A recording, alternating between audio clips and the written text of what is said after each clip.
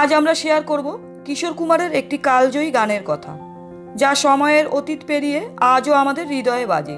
নীলে নীলে অম্বর পর চাঁদ জব আয়ে। 1983 সালের হিট সিনেমা কালাকার থেকে এই গানটি আজও সমান জনপ্রিয়।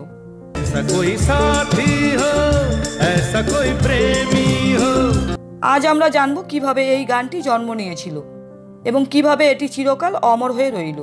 তো চলুন ফিরে যাই সেই সময়ের গানে, যখন কিশোর কুমারের অসাধারণ কণ্ঠে গাওয়া এই গানটি এক নতুন দিগন্তে পৌঁছেছে।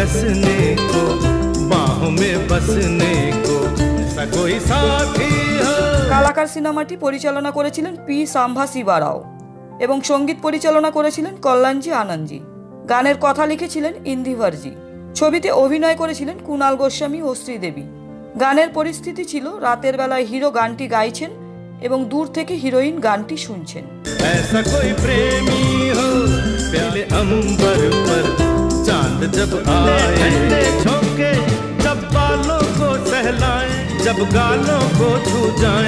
এই বিশেষ সিচুয়েশনের জন্য কল্যাণজি আনন্দজি গীতিকার ইন্দিভারজিকে বলেন গানটি যেন সেই পরিবেশে মানানসই হয়। সেই ভাবনায় ইন্দিভারজি রচনা করলেন একটি চমৎকার গান, আর কল্যাণজি আনন্দজি সুর দিলেন তার নিজস্ব শৈলীতে। এই গানের প্রাণ হিসেবে কিশোর কুমারের কণ্ঠ ছিল অপরিহার্য। তখন কুণাল গোস্বামীর বয়স ছিল খুবই কম, কিন্তু কিশোর কুমারের কণ্ঠ তো ছিল প্রতিটি নায়কের হৃদয়। যে কোনো নায়কই যখন গান গাইতেন তা মনে হতো যেন সেখানকার নায়ক নিজেই গানটি গাইছেন।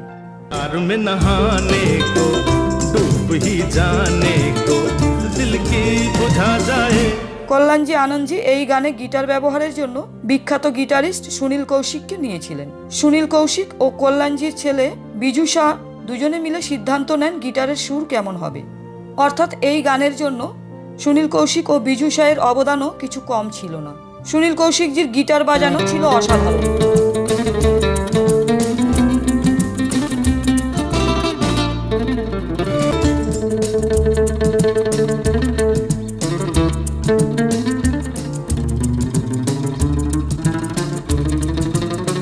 গানের জন্য কোনো ডাবিং হয়নি, এটি ছিল একটি লাইভ রেকর্ড। সুনীল কৌশিকের গিটারের সুর এবং কিশোর কুমারের কণ্ঠে এক অপূর্ব সমন্বয় তৈরি হয়েছিল, যা আজও গানটিকে অমর করে রেখেছে। তো বন্ধুরা, এই ছিল কিশোর কুমারের সেই অবিস্মরণীয় গানের গল্প। এই গানটি প্রতিদিন নতুন প্রজন্মের কাছে এক নতুনভাবে পৌঁছে যাবে। আপনি যদি এই অসাধারণ সৃষ্টি ভালোবাসেন তাহলে লাইক ও কমেন্ট করুন এবং আমাদের চ্যানেলটি সাবস্ক্রাইব করতে ভুলবেন না। পরবর্তী ভিডিওতে আবার দেখা হবে। ততক্ষণ ভালো থাকুন, ভালোবাসুন এবং গান শুনুন। এতক্ষণ আমাদের সাথে থাকার জন্য ধন্যবাদ। करता सावन बूंदों के बान चलाए, यार में नहाने को डूब ही जाने को दिल की बुझा जाए।